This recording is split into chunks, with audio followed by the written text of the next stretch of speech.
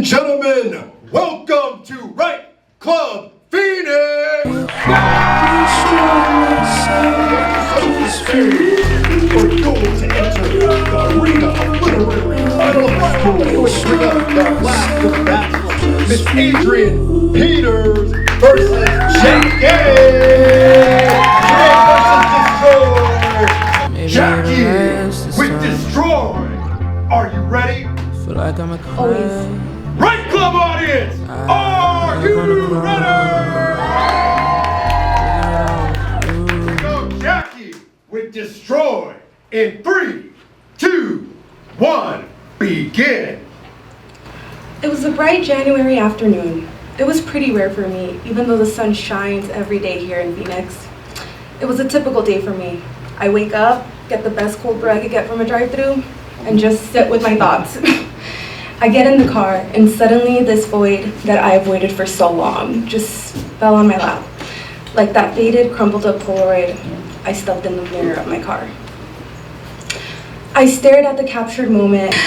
I knew instantly I destroyed myself more than once, with overthinking every single little thing and by holding back every pretty or ugly word I can think of.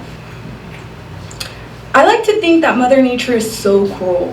Kind of like when I watch a nature documentary. It's kind of like a car crash, you just can't look away. Someone similar to Mother Nature destroyed me. Let's just call her M. M destroyed me. She loved me, I know she did, but her love language wasn't very loving. I sometimes imagined her as the hunter and I was the ivory on an elephant. She chipped and chipped away at me here and there, more and more, until I was the perfect doll in her eyes. Until I tipped myself over, destroying myself into my own shape. I destroyed myself more than once. Let me explain. So there's this 4-syllable word that defined my whole life, and that word is self-sabotage. Where once was blazing light, now there's a tiny spark. Yeah, Haley Williams really understood my life with that one. My blazing light used to be like a star. Then all of the pressure, it turned supernova. The pressure beat it really hard, and it was only noticed at its beautiful worst.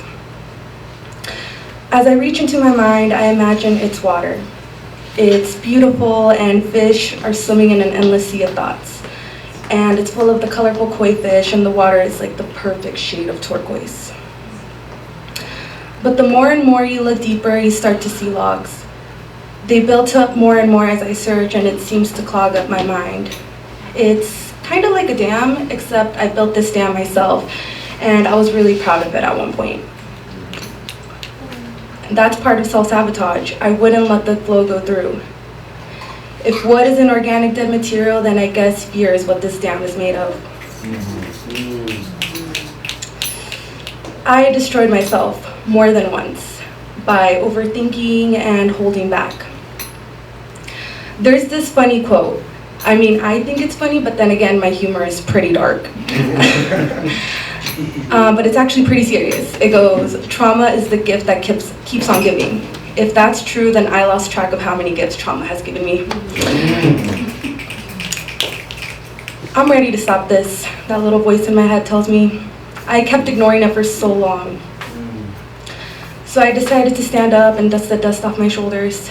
The dust is so light, yet so heavy. It is what kept me grounded in my comfort zone. That is where I lived. My home away from home. Oh glory, you will find me dancing to the song of the enemy. I know sometimes we have to turn the page and continue, but every time I used to try, I got paper cuts. So if you let me, I'll catch fire.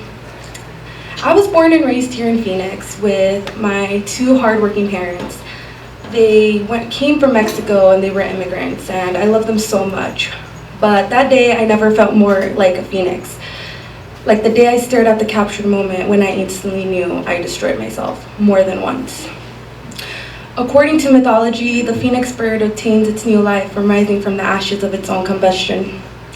Sometimes all the destruction leads to this, having no other choice to combust and shut off the old self to let your authentic self shine. Thanks, trauma, for lighting me on fire. Destroying me more than once so that I could rise from the ash. Thank you. Yeah.